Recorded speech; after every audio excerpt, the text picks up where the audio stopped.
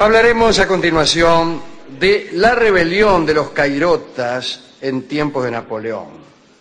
Es decir, la rebelión de los habitantes del Cairo cuando Napoleón estuvo en Egipto. Ya saben que la expedición de Napoleón a Egipto fue muy interesante, hemos contado muchas peripecias, sabemos que anduvo por Alejandría, por el Cairo, que conoció allí a una de sus amantes más importantes, la bellísima Paulina Fouret, que, bueno, ya hemos contado su historia. El caso es que esta expedición se había planteado para disputarle un lugar a los ingleses, pero también, de algún modo, formaba parte de ella un interés por el arte y la cultura egipcias. Dicen que con esa expedición nació la egiptología. De hecho, Napoleón estaba acompañado por 160 científicos de distintas disciplinas. Más allá de la lucha con los ingleses, después del paso por Alejandría, Napoleón tuvo un inconveniente en el Cairo, que es el que contaremos hoy. Parece que se le ocurrió a Bonaparte presentarse en el Cairo amistosamente, contrariamente a lo que había hecho el rey de Francia, Luis IX, llamado también San Luis, que 5 siglos antes había invadido como cabeza de una cruzada aquellos mismos lugares. Bonaparte, que se decía admirador del Islam, tuvo la idea de ser amistoso e hizo su primera proclama en árabe. Había sido redactada con ayuda de un orientalista que vivía cerca de la casa. Napoleón, en aquella proclama, se dijo discípulo del profeta. Citemos a Napoleón, pero no en árabe, sino en castellano, lengua en la que nunca pensó. Dice, egipcios, le dijo a los egipcios, ¿no? Por ahí andarán diciendo que vengo a destruir vuestra religión. ¡Mentira!, dijo. ¿Acaso no hemos destruido al Papa que instigaba la guerra con los musulmanes? Más tarde, dirigiéndose a egipcios más notables, Napoleón se presentó como el ser superior esperado de Occidente. Es una presentación sencilla. A mí, presénteme sencillo, señor Carrizo. Fulana de tal, la emperatriz del tango. Y Napoleón dijo, yo soy el ser supremo esperado de Occidente. Era demasiado.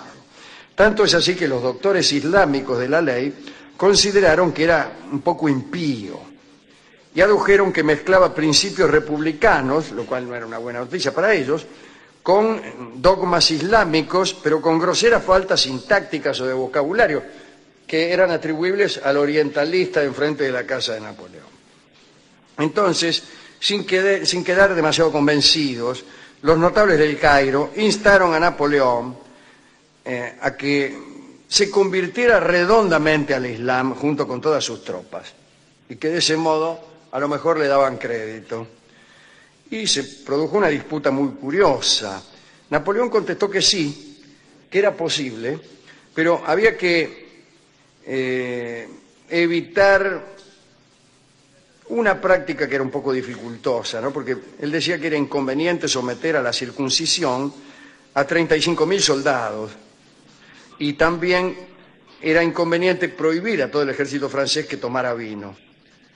Entonces los doctores del Islam se reunieron y estuvieron de acuerdo en aceptar a las tropas francesas haciendo la excepción de esos 2 puntos.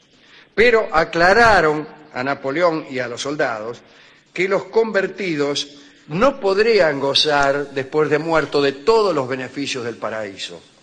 Dice, está muy bien, pero cuando se mueran no vengan a pedir las principales comodidades del paraíso porque no. Le vamos a dejar unas dependencias paradisíacas de goce menor. Sí, dijo Napoleón, o no dijo nada, qué sé yo. Después no se habló más del asunto, pero para mostrarse al pueblo aceptó con gran orgullo el nombre de El Kebir, gran sultán.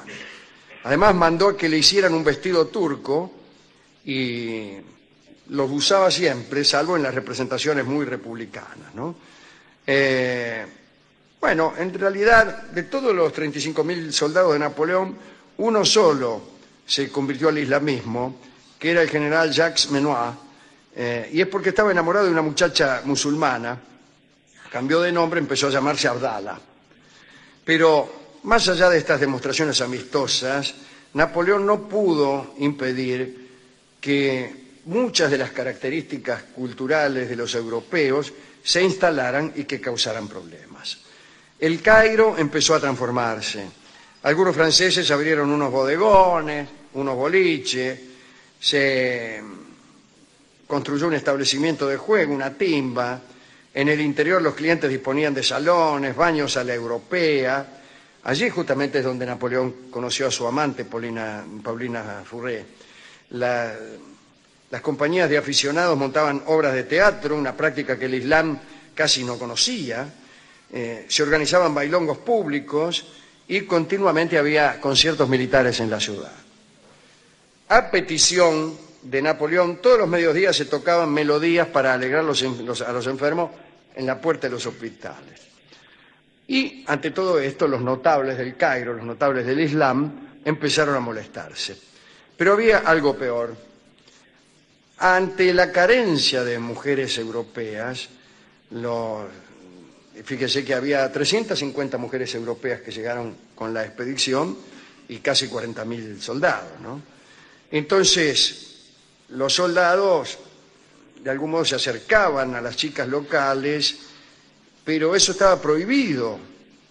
En caso de relacionarse con un infiel, las chicas locales merecían la muerte por ahogamiento. Esa era la pena. Bueno, a muchos soldados no les importaba nada y comprometían a las chicas abordándolas así nomás y poniéndolas en peligro de ser ahogadas. Antoine Galland, uno de los expedicionarios, se quejaba por otra cosa. Decía, leo a Antoine Galland. Tengo aquí el manuscrito de Antoine. Qué maravilla. Las egipcias son ardientes y libidinosas, pero no conocen los detalles. Desconocen los preludios encantadores que desprenden tanta magia y multiplican los goces entre dos amantes. Ellas quieren ir enseguida al asunto. Yes. Sí, señor. Parece que había soldados, en otro orden de cosas, ¿no?, que organizaban carreras de burros en la ciudad. Por lo demás, las mujeres francesas que estaban por allí salían a la calle con el rostro descubierto, andaban a caballo y lo grave era que algunas mujeres del país empezaban a imitarlas. Así que imagínense la cara de los doctores del Islam. Otra cosa tiene que ver con la higiene. Está prohibido inhumar a los muertos en el interior de la ciudad.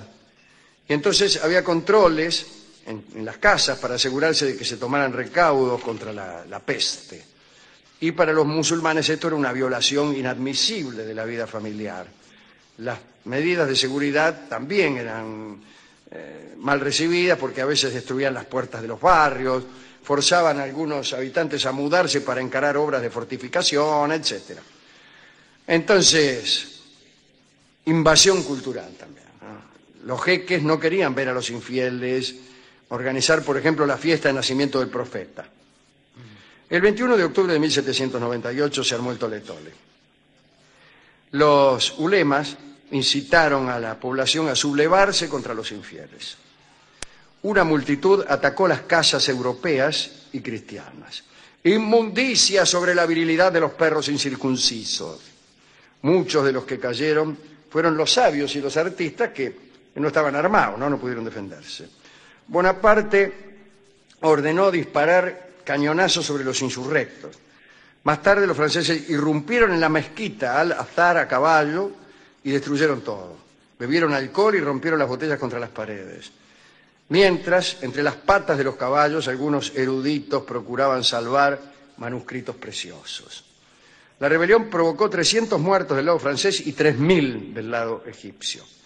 Durante los días siguientes, la represión continuó.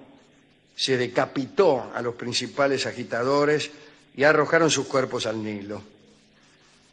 Algunos habitantes, por precaución, se prendían la divisa tricolor para disimular.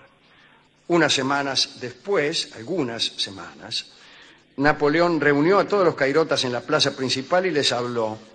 Les dijo que quien se levantaba contra él era un perverso del espíritu y se volvió a postular como un amigo del Islam. Por un tiempo hubo un poco de orden. En la Navidad de 1798 Napoleón se fue del Cairo y viajó a Suez para investigar la posibilidad de abrir un canal, pero eso ya es otra historia, canal que efectivamente se abrió, pero mucho más tarde. Esta es la historia de la rebelión del Cairo frente a Napoleón. Estuvimos en la discoteca, el discotecario se durmió. Sí. Que durmió, y entonces tuvimos que elegir el disco nosotros. Y a mí me parece que se puede ilustrar esta pequeña charla de hoy con una canción criolla que también se refiere a la resistencia que un pueblo de los arrabales del mundo hizo a una de las naciones centrales del mundo, o mejor dicho, a dos de las naciones centrales del mundo, casualmente aquellas que estaban en disputa en aquel momento, a la Inglaterra y a la Francia. Así que vamos a escuchar un triunfo, un ritmo criollo que se llama triunfo y que se llama La Vuelta de Obligado, en homenaje a otros cairotas que también se atrevieron a enfrentarse a las potencias centrales. Escucharemos a Alberto Merlo en este triunfo que se llama La Vuelta de Obligado, aquí esta noche en Chivilcoy.